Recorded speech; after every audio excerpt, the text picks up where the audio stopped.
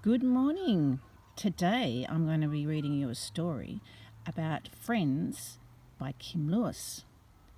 Now, this one looks really interesting because if you open the page, the first picture is about chooks, and I've got some props. They're very noisy props.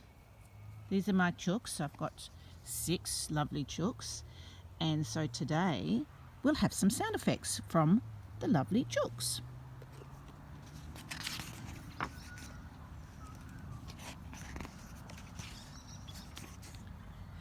Sam's friend Alice came to play on the farm. They were in the garden when they heard loud clucking coming from the hen house. You could do a little bit louder. No? Okay. Listen, said Sam. That means a hen has laid an egg. An egg? Said Alice. Let's go and find it. Sam and Alice ran to the hen house. Look, said Alice, there's the egg. I can put it in my hat, said Sam. I can put your hat in my bucket, said Alice, and put the bucket in the wheelbarrow. Then we can take it home, said Sam. So there they are. Sam's picking one up to put in his hat, and Alice has got one ready to go in her bucket. The geese stood across the path. I'm afraid of geese, said Alice. Come on, said Sam. We can go the long way round. So there they go. They're going the long way round. Alice pushed the wheelbarrow through the trees. It's my turn now, said Sam, and he pulled it through the long grass and the thistle. Together, they lifted it over a ditch.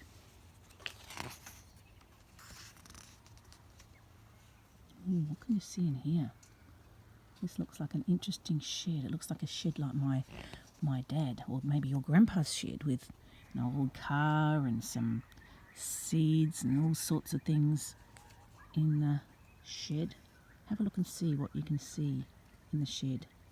I wonder what the name of that dog is. There's a wheelbarrow. We can do lots of outdoor stuff, can't we? Go and help outside. And there's a ladder. I wonder where that ladder's going to. Sam and Alice went into the barn. They were followed by Glenn, the old farm dog. Is the egg all right? Asked Alice. Sam and Alice looked in the hat. The egg was safe and smooth without a crack. Look what we've found, said Alice, holding the egg to Glenn. No, cried Sam. He'll eat it.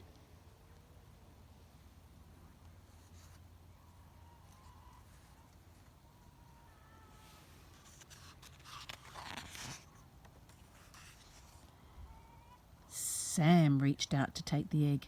Alice held it tight. It's mine, said Sam. It's not, said Alice. I found it. They're my hens, said Sam, pushing Alice. Does that sound familiar with you guys? Brothers and sisters arguing together. Look what's happening over here. Look at that egg. What do you think is going to happen to that egg? Has anyone got any idea what might be happening to that egg? What do you think? And the dog's looking as if to say, this looks very interesting. Smash went the egg as it fell on the ground. Glenn started to eat it. Oh dear, so the egg is now on the ground. What a shame. Yeah, the chook thinks so too. What sort of mood do you think Sam is in there? Do you think he's in a happy mood, a sad mood, or a mood where he's going, I think I did the wrong thing? I don't like you anymore, said Alice. She picked up her bucket and went out of the barn. Sam put on his empty hat. Hey, just as well an egg wasn't in his hat. He did like Alice and he didn't like Alice, and he felt he was going to cry. It sort of looks like over here that sort of mood. Sometimes when you look at people, you can sort of work out what they're feeling, whether they're happy, sad, embarrassed. Here they are. Just then, loud clucking came from the hen house. Sam ran out of the barn. "Another egg!" he cried. Sam and Alice looked at each other. "We can go and find it," said Sam. "Yes, let's," said Alice, and smiled. Sam put the egg in his hat. He gave the hat to Alice, who put it in her bucket. They tiptoed past the geese and Glen and walked back to the house. So they didn't disturb the geese, they didn't disturb the dog, and they shared the bucket together and they went back to the house. That's nice and sharing, isn't it? That's what we all need to do with each other, hey? "What have you two been doing?" asked Mum. "Finding eggs," said Sam. "Together," said Alice.